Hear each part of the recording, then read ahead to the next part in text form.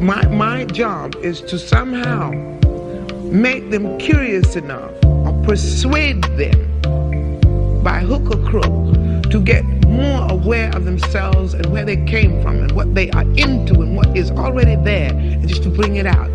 This is what compels me to compel them, and I will do it by whatever means necessary. Welcome to the Black Girls Heal podcast, where we talk about healing our intimacy disorders, unresolved trauma, and building a healthy relationship with first ourselves and then others. Every episode, we will talk about advice you can apply today to break unhealthy patterns and grow in your self-worth. I'm Sheena Lachey, Love Addiction Coach and Trauma Specialist. Let's begin. Hello. Welcome to the latest episode of Black Girls Heal.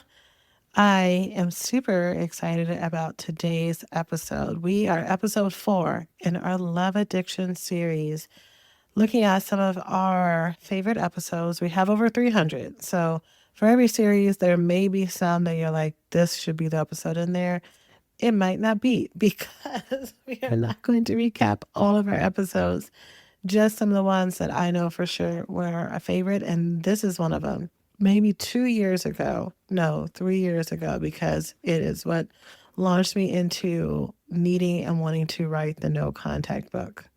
I had an episode called Don't Text Them, Sit on Your Effing Hands. And that is the title for today, because we need to work on not just getting it out. You know, I hear so many variations of people who maintain contact with people who are toxic and unavailable for them, who have shown that they have no ability to show up in the way that they want, and they have no remorse. You know, sometimes the text is a reach out because you want to connect with them and you want to just understand, how could you treat me this way? How could you forget about us?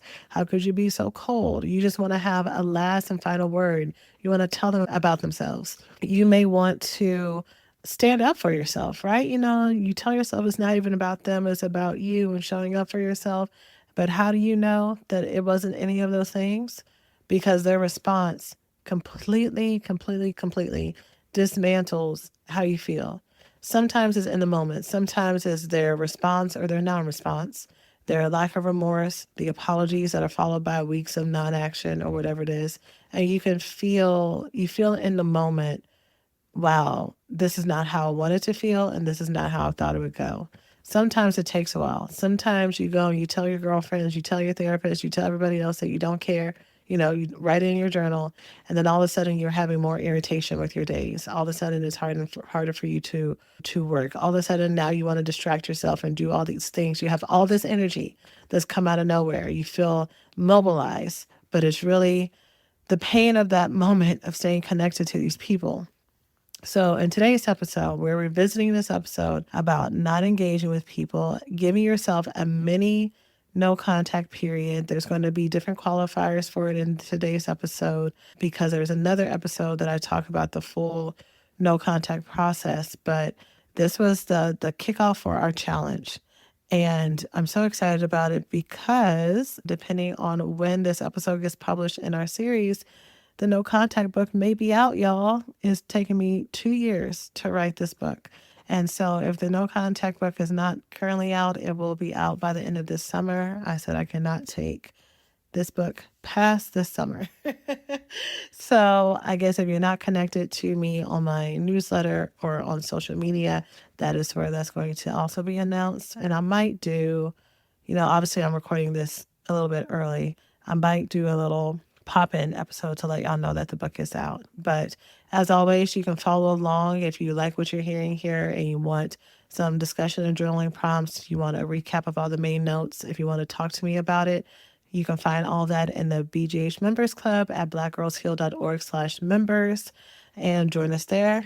But for now, let's go ahead and jump on in. I'll see you after the jump with that episode's intro. Thanks for listening to this week's podcast. Before we get started, let's take a small break to say thank you to this week's sponsors. So today's episode is going to be for the love addicts. It's going to be for my loved ones, my ladies who have a persistent obsession with a person, a relationship, or the fantasy of a personal relationship and mistaking it for love, that there is someone or someones in your life that you know you need to create some space and distance from, or you don't know. Maybe they are being a little bit inconsistent, but you don't know if it's you or you don't know if it's them. You don't know if it's that they're just busy. You're trying to give them the benefit of the doubt. You're trying to make space for things to go back to how they used to be. And you're trying to maintain your self-respect, but it's not working. The more space you give to this person, the more you try to toe the line, the more you try to kind of step out and build a life where you're not depending on their phone call back or their text back or the next time y'all get together. It works, quote unquote, for a minute until they text you and then you're fiending again. Then you feel this immediate relief because you're like, oh, finally, we're back in contact. Finally, they're not mad at me. Finally, I can be happy. And it's like something within you is resolved until they start to create that distance again. This episode is for y'all. Now, no one's ever told me that you listen to this podcast with little ones around, and I never give this disclaimer, but I'm going to give it now that I'm going to be cussing. Even though I obviously have cussed in other episodes, only because I almost named this podcast episode Sit on Your Fucking Hands. That was going to be the podcast title. And I was like, yo, I don't know. I don't know if I can make that the title to where it starts streaming across people's phones. So we got it in the subtitle, y'all. But today's topic is don't text them, sit on your effing hands. And we're going to talk about why you may need to do this. I'm going to go a little bit more into detail about who this episode is for. And then I'm going to talk about who this episode is not for. Because I have people on all sides of the spectrum, people who are currently in an addictive relationship, friendship, romantic, or otherwise, with people that you have very codependent connection to, and it is killing you what the communication or lack of communication is looking like. So we're going to talk about that a little bit. And then I have my ladies who are avoidant, who've looked for reasons to cut people off. And I'm going to make it very clear that for those of you who may relate to that, this episode is not for you because that's only going to be enabling how you are very critical when it comes to people who may be good for you. We're going to differentiate. Is this a relationship that needs some examining? Is this someone or a relationship that is actually available? And if so, you're going to be encouraged to keep moving forward, even when you're a little bit triggered. But we're going to spend the bulk of this episode breaking down why you might need to take a break. I'm going to ask y'all for 7 days. I'm going to ask you for 7 days. I'm going to tell you what to do during that time. And then we're going to talk about what we're going to do in different worst case scenarios. So let's go ahead and get on started. Okay. Do not text them. So this episode is not for you. This concept of not texting someone and sitting on your hands.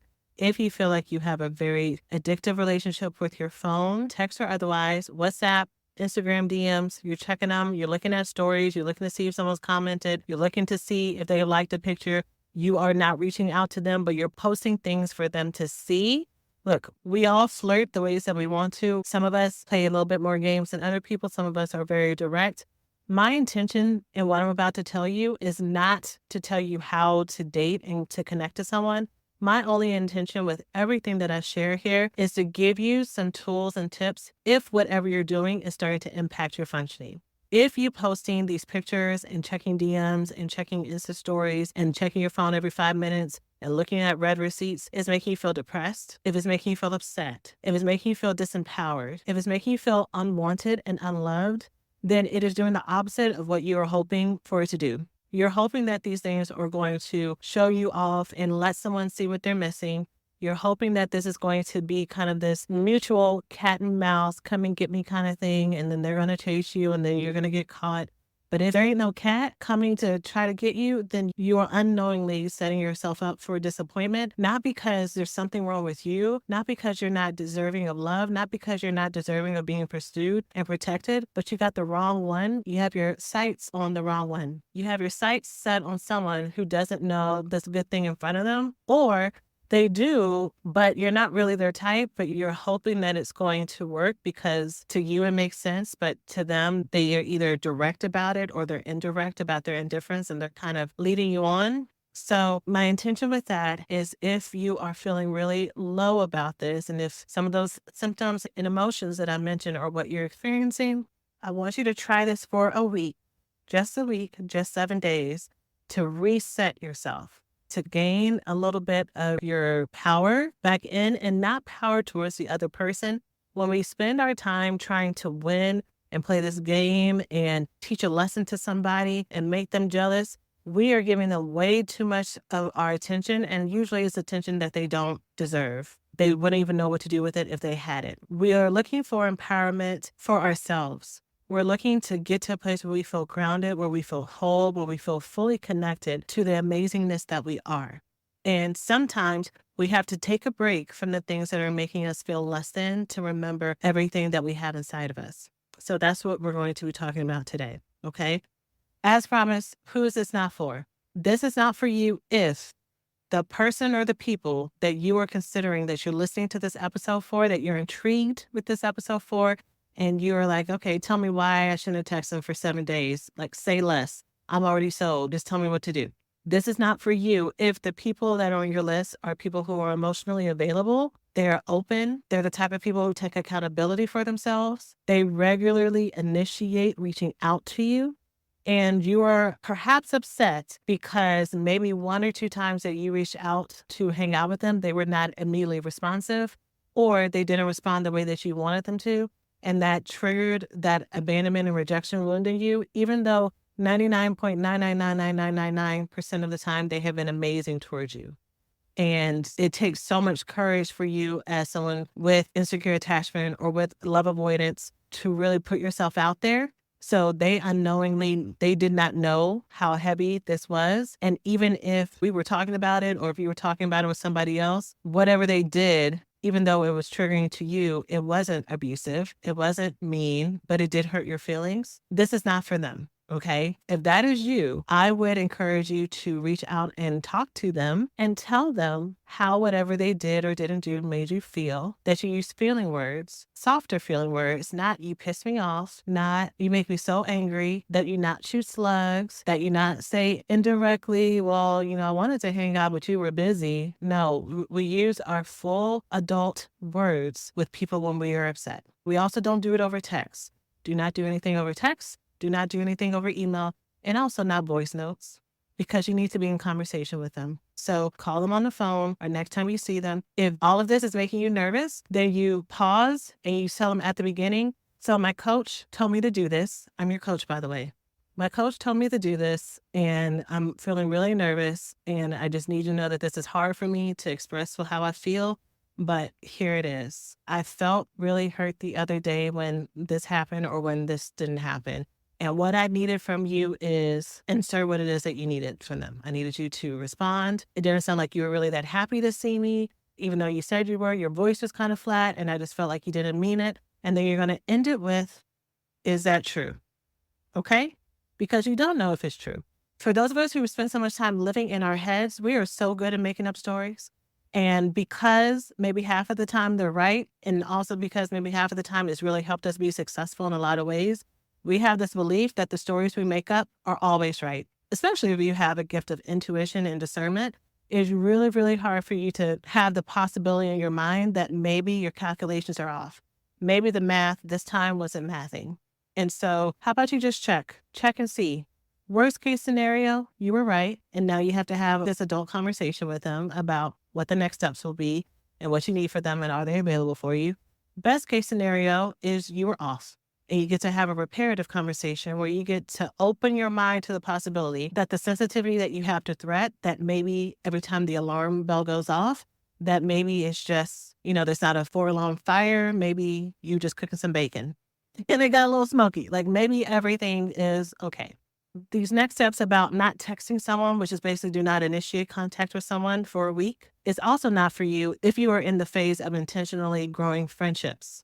When it comes to friendships, especially as adults, with all of us, with our businesses, with our families, with our hobbies, or even just with our shows that we have to catch up on the weekend, People are not always on your mind, not because they won't want to spend time with you, but just because they're busy, because they're tired, because they're working and there's only so many waking hours in the day. And it's a big, big, wide world. So when it comes to building adult friendships, you will have to initiate. If you are used to people reaching out to you all the time, and that is a standard that you have that you never initiate, I just have some curiosity around that.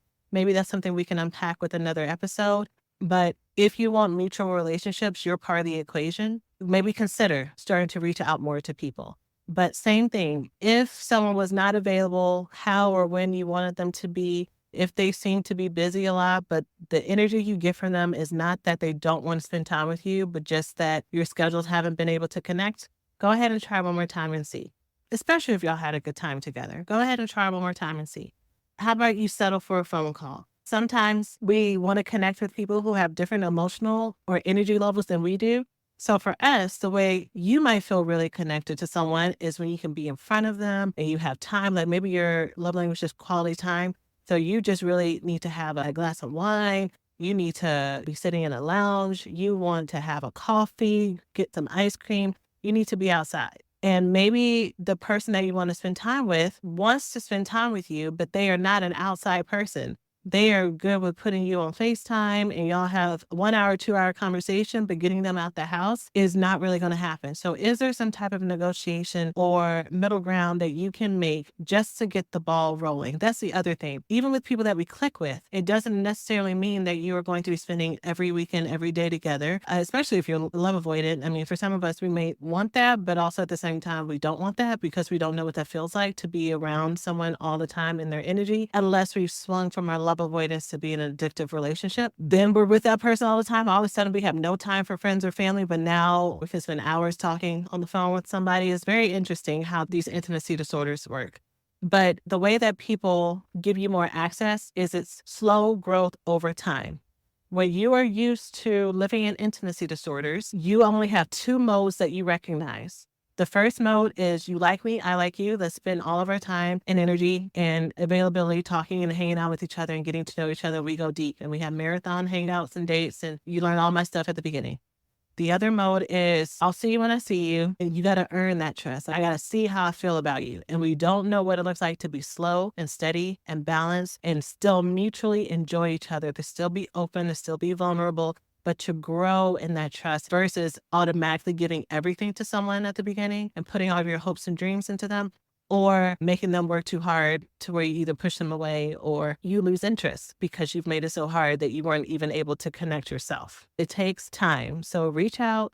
It's going to be worth it in the end. This is for you to not text someone, to not initiate text with someone, to take a break from initiating this if the person or people that you have in mind are someone who is physically unavailable for you, in that they are not available to hang out, even on their phone. In the way that they communicate with you, that they communicate with 1 or 2 word answers. If they do text you or call you, let's do text because I'm talking about texting. If they text you, it's hours and days in between. They're always busy. Oops, they didn't see your text. They'll get back to you. They text you back really late. They text you really early. They text you at times that it's not convenient to talk. And then when you miss that little window, they're not available later on. It's very interesting. That is a very high level avoidant technique where someone will reach out to you when they know you can't talk to them, just to say that they did it, just to kind of keep you on the hook. When they do talk, they don't really share anything about themselves. They don't ask about you. You're the one who's sharing about yourself. They say something and you share a whole long conversation after that. You prompt them with questions and they may answer it, but you're the one who's doing a lot of that emotional labor and heavy lifting. I'm going to go back and say heavy on the they don't ask about you. Asking how was your day or what about you or what you're up to randomly in between a lot of non-intentional energy is someone filling time. When we really like someone and we're in a love addictive state, we will make a mountain out of a molehill, but in regards to effort and energy. So we will think that because they are asking how we're doing every once in a while or checking in on us, that maybe all of the space and distance that they had before was just because they were going through something or they were busy and now everything is going to be better. When really maybe what's happening is that they're bored and they're reaching out to see what's going on with you. Maybe they need attention because the other person that they were talking to is not available. Maybe they are needing attention because they had a bad day. Maybe they're not even talking to anybody, but they are not emotionally available to give you the commitment that you want. And so you have taken up the role of counselor and caseworker. They reach out to you for a good little emotional pick-me-up. So be mindful of that. Also, if the person on your list or people on your list are distant in every way except for sexually, sex does not equal intimacy. Sex does not equal intimacy. Some of you know that very well. Some of you want that to not be true, but it is very true that someone can have sex with you and not care about you at all. And some of you know that because you have been that person and you have had sex with someone that you really didn't care about. Or I feel like I say this every 3 months. I need to talk more about the sex part in sex and love addiction, but here it is a little bit right here. Some of you have mistakenly assumed that if you have regular sex with someone or what you consider to be good sex with someone, that that is going to convert their heart to actually caring about you. That's going to be so good that they can't help but fall and think about you. And there is a difference between someone loving you and them liking to get their tip wet. Honestly, those things do not always have to go together, but we want them to. If you've ever listened to an episode of Black Girls Heal and thought that was powerful, but now what? BGH Members Club is for you. Inside, you'll get ad-free bonus episodes and an archive library of all of our current episodes without ads as well, in-depth worksheets for every topic we cover, and special drop-in lessons to help you actually apply what you're learning. This is your space to reflect, grow, and make real changes in your healing journey. Join today at blackgirlsheal.org/members and take the next step towards becoming your healthiest version of you. Have you ever had one of those days where everything just feels harder than usual and you can't quite figure out why? I've definitely had my fair share, and I totally get how frustrating it can be. And recently, I learned that sometimes it's not just stress or lack of sleep, it's actually more hormones that are at play. And that's where Happy Mammoth comes in. They offer a free 2-minute quiz that can help you uncover the root cause of your hormonal symptoms. It's super easy, and you just answer a few questions about what you're going through and where you're at in life. And after taking the quiz, you'll get a personalized recommendation to help balance your hormones and start feeling better. I took the hormone quiz myself, and it gave me a personalized insight into what might be happening with my hormones so that I can start to do better. And the quiz suggested that I have symptoms that may align with having high estrogen, which is one of many hormones that Hormone Harmony can help to regulate. Hormone Harmony's herbal formula doesn't just help with estrogen, though. It assists with testosterone, and it also helps with stress hormones such as cortisol, which we all know can wreak havoc on the nervous system and everything it's connected to. Though big changes often help, smaller habits like taking supplements like Hormone Harmony can offer a huge impact as well. Taking care of your hormones is about investing in your long term health. If you don't know where to start, take their free hormone quiz and you'll learn more about your hormone balance and how you can make small, intentional changes to support your body. But whether it's with Hormone Harmony or another Happy Mammoth product, this quiz helps to guide you towards solutions that work specifically for you. If you're ready to start feeling like yourself again, head over to happymammoth.com and take the free 2-minute hormone quiz today. And for a limited time, you'll also get 50% off your entire first order with my code BGH at checkout. That's happymammoth.com and use the code BGH for 15% off today. I think also when we are in a stage where we are really missing someone, like someone is physically present in front of you and you see them, but you're still yearning for them. You miss that connection, you miss that energy. You will hope that sex will repair that. And honestly, at the beginning, it does kind of. It feels really good to have that reconnection. But if you do these situationships long enough, or you do these relationships, maybe you are in a committed relationship, but it is broken in so many ways, after a while, that sex is no longer what it used to be. It doesn't give you that reprieve and that relief that it used to.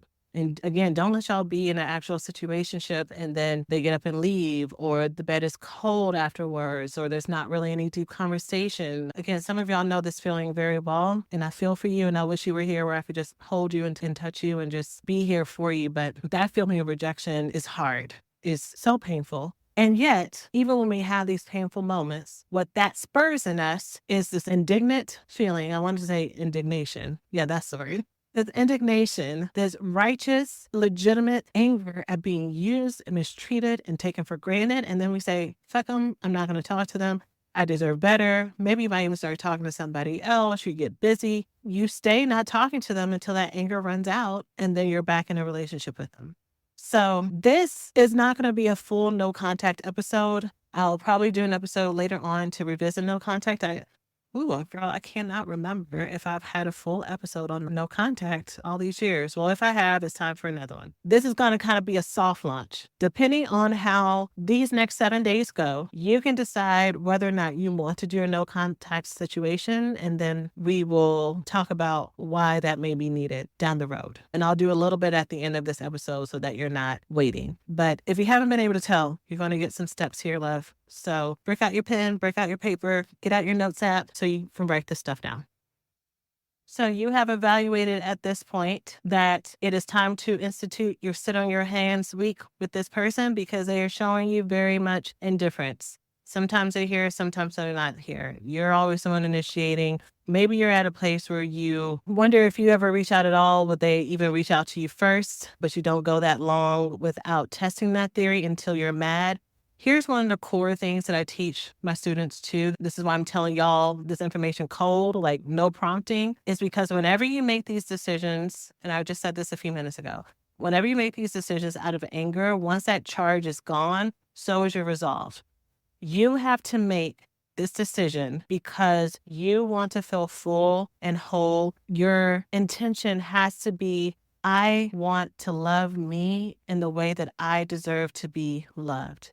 This is not about hurting them. This is not about getting them back. This is not about anything to do with them. If they started texting me every day, that would be nice, but I really want to do this for me.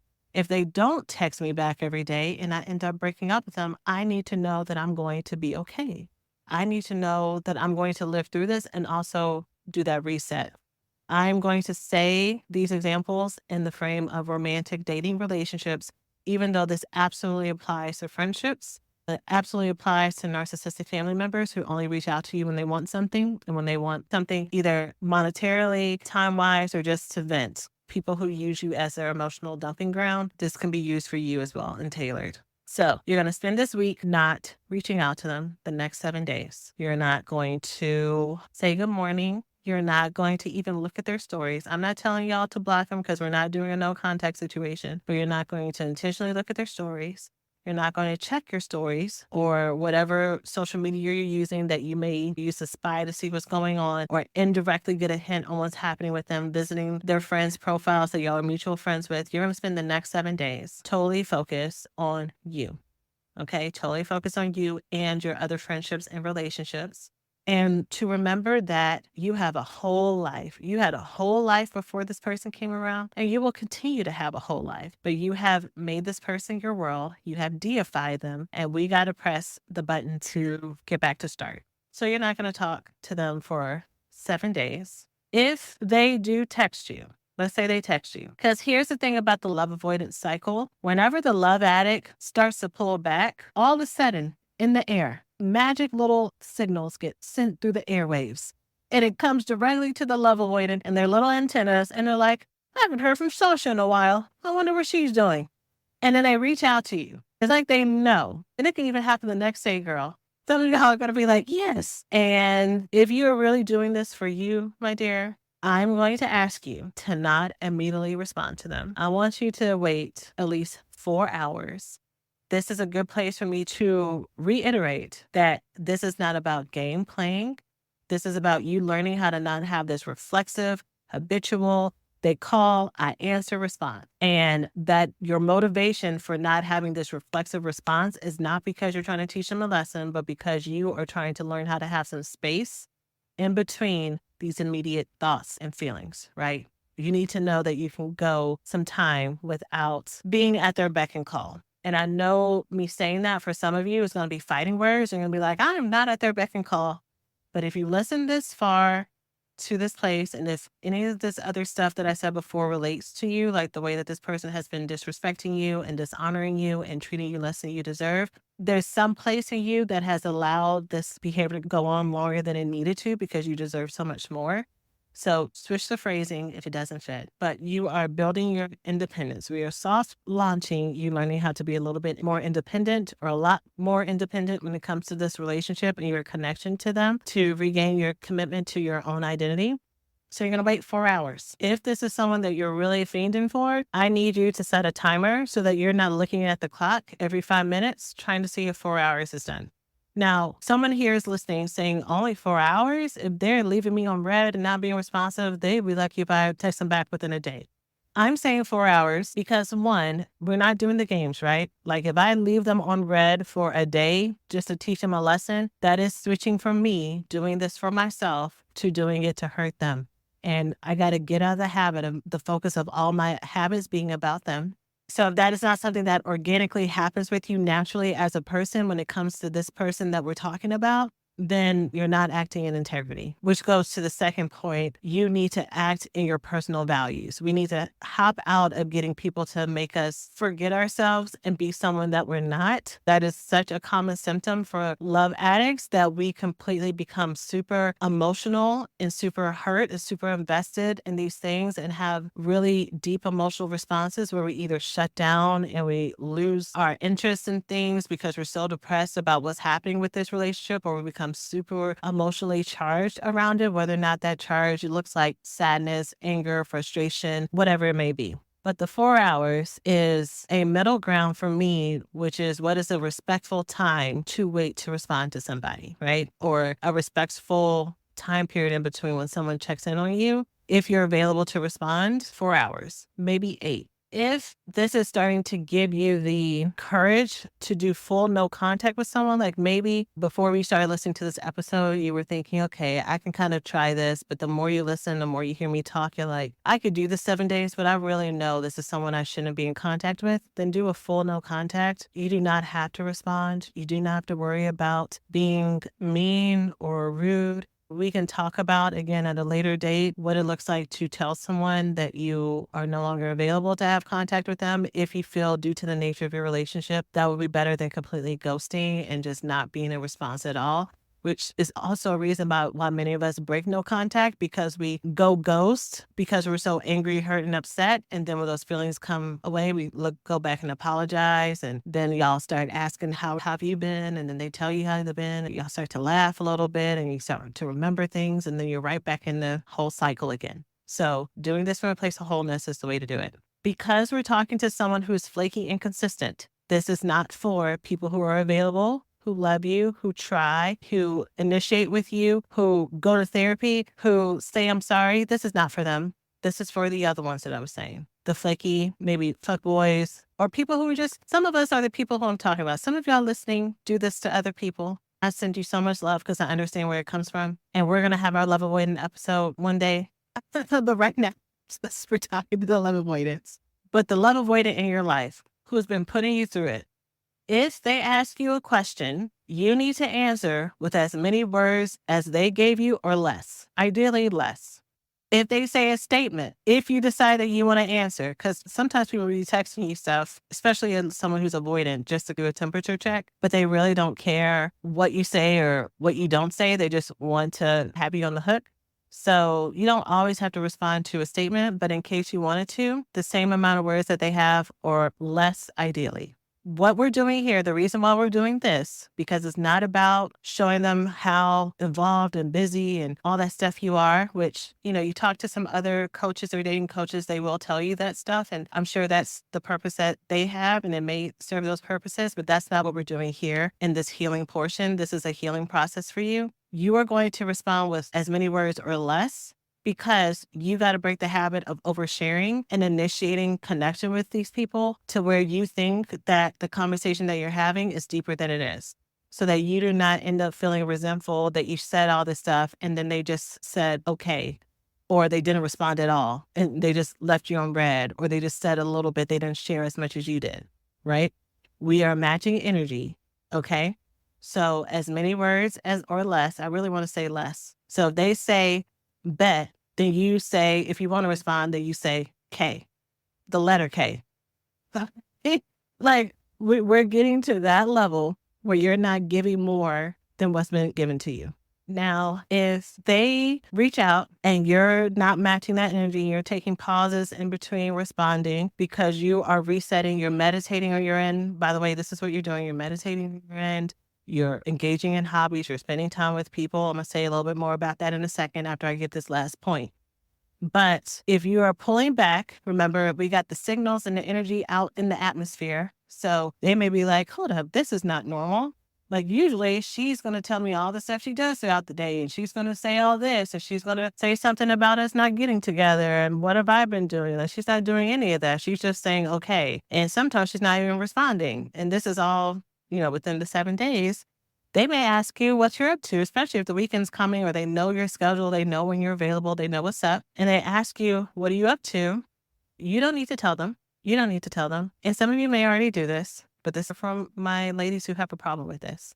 You don't need to tell them. So you can say, oh, busy, a little bit of this, a little bit of that, whatever your language is. Got plans, nothing, what about you? Just something really short, but you do not list out an itinerary of what you're doing. This helps you not overgive as well, because sometimes we try to make ourselves so available to someone and show our interest with someone who, if someone was really interested in you, they would find a way to work with your schedule, and they would be very intentional about finding out when you were free, about making a plan, about being direct. That's the type of energy that we're on when it comes to the relationships that we are holding standards for. And if they're not, they're being lazy. They're being lazy. Most of the time, these are the type of people who you have a loose plan with, and then they end up not showing up or really not putting in the same amount of effort as you do. So we don't want that. But just to clarify what your response would be, if they ask what you're up to, you can say that you're busy. You can say, oh, I got a lot going on. What about you? Shorten that if you need to make it less words. But we are nondescript, and we are not laying out this path for them to waste our time. Now, during these 7 days, what are you doing? If you are in an addictive relationship with this person, you've built a lot of your mental energy around thinking about them, about wondering what they're doing when they're not in response to you. And you've also may have spent a lot of your energy in anger and resentment, which is just as powerful as these feelings of love and butterflies and all that stuff. It's all energy, and it's all things that you could be using, all energy that you could be using towards things that actually want you back. And so you need to be spending time with those people who want you back, with the friends who actually want to spend time with you, with people who have been trying to talk to you, who are available, that you've been curving because you've been more interested in them, with family, healthy family, not the toxic family, not the family that's kind of mean sometimes, not the family that's sometimesy. That's just going to re-trigger your trauma, with the family that you like. And if none of these people are on your radar because you have not talked to them, then it's time for you to start making some phone calls. It's time for you to start reaching out to the people that you haven't talked to in 6 months. If all the friends around you are toxic, or you have no friends right now, which is absolutely a thing, it's time for you to reach out to someone you haven't seen in college that you were cool with, but you still got her number, and say, hey, girl, it's been a minute, but she was super happy. She was super healthy. She was super available. It's time to reach out to your college mentor or your high school mentor. It's time for you to reach out to your pastor and just shoot the breeze. We are putting in new energy into this cycle to where you understand and you know that this is not the only person that actually wants to spend time with you and talk with you, and that they're actually going to be happy and engaged when you speak with them.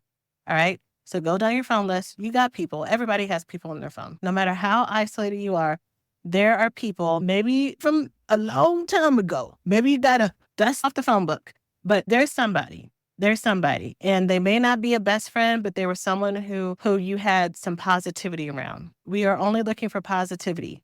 All right. That's what we're a magnet for. And then also you need to spend some time with yourself. Do you have any hobbies? Do you have anything that brings you joy, or was this relationship your hobby? Was this relationship, was this person, was this situationship the thing you look forward to when you got done with work at the end of the day? Is that why this hole is so there? As you're doing all this stuff, some inner child stuff may come up, some thoughts, even just listening to this, which is normal, because remember, love addiction is not about the person. It is about the connection to the trauma, and that is where the intensity comes from. So talk to a friend about it. Talk to a counselor or a therapist about it. If you're working with me, talk to me about it. Let's change the meaning around what's going on and help you build some connection.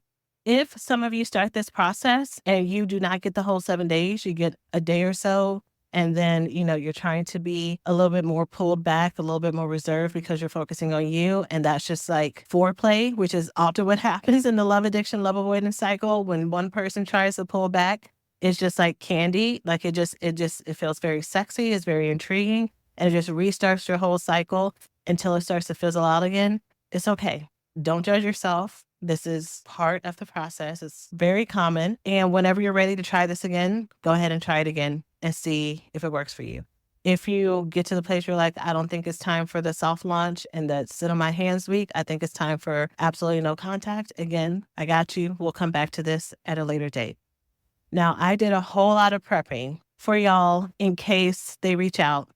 But the truth is, for some of you who do this, they're not going to reach out. And if they do reach out, it's not going to be until much later. And you are going to be very hurt. You're going to be very pissed. You're going to be very disappointed. You're going to be so sad. Sunday, Monday, Tuesday, day 4, day 5 comes and they still haven't reached out. You're going to be so tempted to reach out to them and say, F you. So you really not going to reach out to me? Or to find a reason why you need to be in contact with them because maybe y'all work at the same job and there's a report due. So you're finding some excuse to be in contact with them. I need you to sit on your effing hands. Sit on your hands, girl. This is the work. This pain that you're feeling is trying to tell you something. It's trying to tell you something that is really hard for you to see. And every time you initiate, you're prolonging something that may be very evident. Once you have some clarity or once you have a reset, what do you do with this pain? Exactly what I said. When it comes to inner child work, what are these feelings and thoughts that are coming up for me? Journaling about it, talking to your therapist about it, talking to your coach about it, talking to friends about it, supportive friends, not judgy friends. Do not call a friend who's going to be like, girl, well, fuck him because you're in pain right now. Like, obviously, fuck him. But right now, I feel hurt and I need you to hold me with your words or with your arms. I don't need that right now because right now I miss him. This is what I need. Okay? Seek that comfort. And I need you to know that if they do not reach out, it means nothing about you. Okay? It has nothing. Just because someone is the wrong fit, it means nothing about you. Just because they are not the right fit for you, it means nothing about you. Let me say that again in a different way. I think sometimes when people hear what I just said, they decipher it as, instead of you seeing that this person does not meet your needs, you frame it completely as, I was deficient, so I didn't meet their needs. I wasn't enough. And that is not the case at all. You deserve a full, uncomplicated, easy, predictable, and safe. And predictable not in, because I know some of y'all are adventurous. So I don't mean like boring for y'all, but I mean something that you can count on, something that's reliable, someone that's dependable, even if y'all are jumping off mountains together, right? Like that's the type of love you deserve. And if that person does not meet that standards, you're freeing up space for you to know that now. Now, I know a week is not a long time, especially for those of us who may have people who have chronically been unavailable for us. They won't reach out for a week. You'll go through this whole grieving process. And then week 2, week 3, all of a sudden they remember your phone number. And again, we'll have to talk. We're almost an hour in. We'll have to talk more later on about what to do with these revelations. But this is to get you started. This is some things to do while you're doing this process, while you're opening your eyes to see, is this really all me? And if it is all me, what are the feelings and thoughts that come up that I'm going to let myself actually feel and not run away from, that tell me what it is that I want and what I deserve. Okay? So I'm sending all of you love and courage this week. You got this. And I look forward to seeing how things go. Until next time, y'all, please, please, please take care of yourselves. Know that you are the prize. Know that you are amazing. Know that you are deserving and loved, and hold that space. Okay? Take care of yourselves. All right, so that was the Don't Text and Sit on Your Hands episode. I hope that you enjoy it. I hope you take the challenge. If you need help and support, which you most likely will, the No Contact Support Group is available for you, and that's where I'm available. And also folks in the community are available to support you and keep you on track. You're able to ask questions about all the things that bring you into the situation. There is an actual curriculum to help you work through the anger, the rage that goes through this, sometimes the vengefulness that comes up, the sadness, and actually replacing the space that this person had in your life with things that actually bring you joy. So you can learn more by joining me at blackgirlsheal.org/no contact, and you can start today. So that is it for now. I hope that you are doing so well. I'm sending you all the love. And as always, I will see you in the next episode. So take care of yourselves. Thanks for listening to this week's episode of Black Girls Heal. If this episode helped you in any way, please be sure to subscribe, leave a 5-star review, and share it with someone you love. And if you're ready to go deeper and turn what you're learning about here into real life change, join us inside the BJH Members Club. You'll get ad-free bonus episodes, powerful worksheets about every topic we discuss here, and exclusive lessons to help you apply the healing tools we talk about. You can join today at blackgirlsheal.org/members. And as always, take care of yourselves, and we'll see you next week.